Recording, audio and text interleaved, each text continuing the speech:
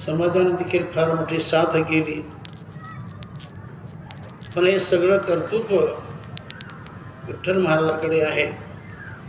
त्यांनी सुंदर परंपरा धरली, परंपरा त्यांनी सोडली नाही, कारण परंपरेला देखील फार महत्त्व आहे.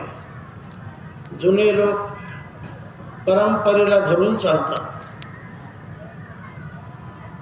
तशी ती परंपरा विठ्ठल महाराजांनी जिवंत ठेवली. अशा परीने आजपर्यंत हे गडाचं जीवन चालत आलेलं आहे आणि नामसप्ताह देखील आजपर्यंत चालत आलेले आहेत. तेव्हा यावर्षी अगदी छोट्या गावामध्ये नारळी सप्ताह होत आहे. याबद्दल लोकांचं फार मोठं कौतुक देखील होत आहे. थोडे लोक पण एवढा मोठा सप्ताह, पण आजकाल अशा सप्ताहाला 1 कोटी रुपये लागतात, सोपं नव्हे. तरी पण या लोकांनी जिद्द धरली आणि सप्ताह सुरू झालेला आहे. अशा नामसप्ताहातील मला वाटतं आजची 3री सेवा असेल.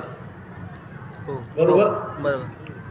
प्रवचनाची ही 3री सेवा आहे.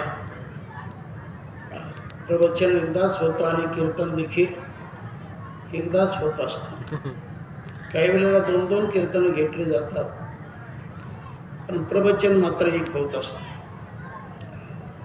तेव्हा ही प्रवचनाची सेवा माझ्याकडे महाराजांनी सोपवलेली आहे. तेव्हा प्रवचनासाठी निवड केलेला श्लोक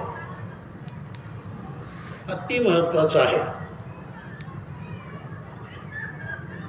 गीतेमध्ये अनेक श्लोक आहेत, पण काही श्लोकाला महत्त्वाचं स्थान आहे, तसं या श्लोकाला महत्त्वाचं स्थान आहे. मुळात गीता ग्रंथ हा सगळ्या ग्रंथांचा राजा आहे, सगळ्या ग्रंथाचा. की नाही गीता समग्रंथ असं चिंतन आहे. हरि सम जग कछु वस्तु नहीं, हरि सम जग कछु वस्तु नहीं, नहीं प्रेम सम पंथ, सद्गुरु सम सज्जन नहीं, नहीं गीता समग्रंथ. तर गीतेसारखा ग्रंथ